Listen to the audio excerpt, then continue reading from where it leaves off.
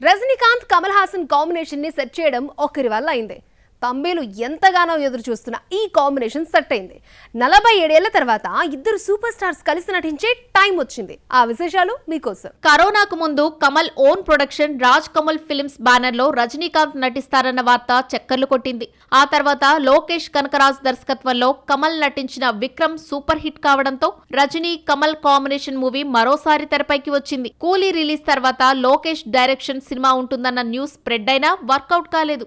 రజనీకాంత్ తో సినిమా నిర్మిస్తూ నటిస్తున్న సినిమాను కమల్ ఆ మధ్య ప్రకటించాడు. ఖుష్బూ భర్త సుందర్ దర్శకత్వంలో ఈ మల్టీ స్టారర్ ను అనౌన్స్ చేసి 10 రోజులు కాకుండానే డైరెక్టర్ తప్పుకున్నాడు. అనివార్య కారణాల వల్ల డ్రాప్ అయినట్టు నోట్ రిలీజ్ చేశాడు సుందర్. అనివార్య కారణాల వల్ల తప్పుకుంటున్నట్టు సుందర్ చెప్పినా అసలు కారణాన్ని కమల్ బయటపెట్టాడు.